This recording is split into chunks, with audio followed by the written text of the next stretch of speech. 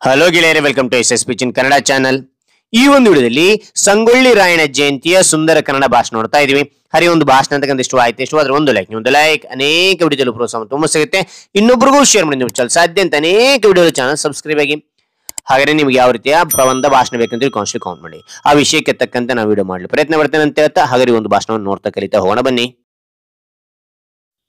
ಗೌರವಾನ್ವಿತ ಅತಿಥಿಗಳೇ, ಮುಖ್ಯೋಪಾಧ್ಯಾಯರೇ, ಶಿಕ್ಷಕರೇ ಮತ್ತು ಪ್ರೀತಿಯ ಸ್ನೇಹಿತರೆ, ಎಲ್ಲರಿಗೂ 79ನೇ ಸ್ವಾತಂತ್ರ್ಯ ದಿನದ ಹೃದಯಪೂರ್ವಕ ಶುಭಾಶಯಗಳು. ಇಂದು ಆಗಸ್ಟ್ 15, 2025.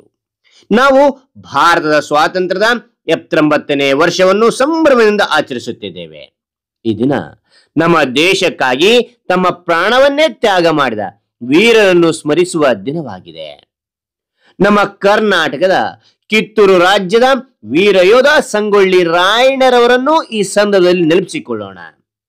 ಬ್ರಿಟಿಷರ ವಿರುದ್ಧ ರಾಣಿ ಚೆನ್ನಮ್ಮನವರ ಜೊತೆಗೆ ರಾಯಣ್ಣನವರು ಧೈರ್ಯದಿಂದ ಹೋರಾಡಿದರು.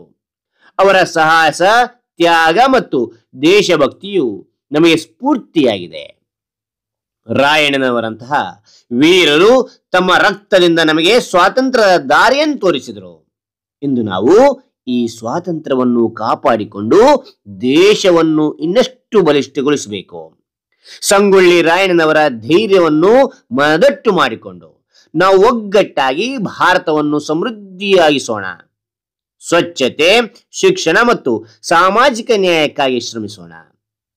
ಸಂಗೊಳ್ಳಿ ರಾಯಣ್ಣನವರ ಜನನ ಆಗಸ್ಟ್ 15, 1798 ಮತ್ತು ಮರಣ ಜನವರಿ 26, 1831.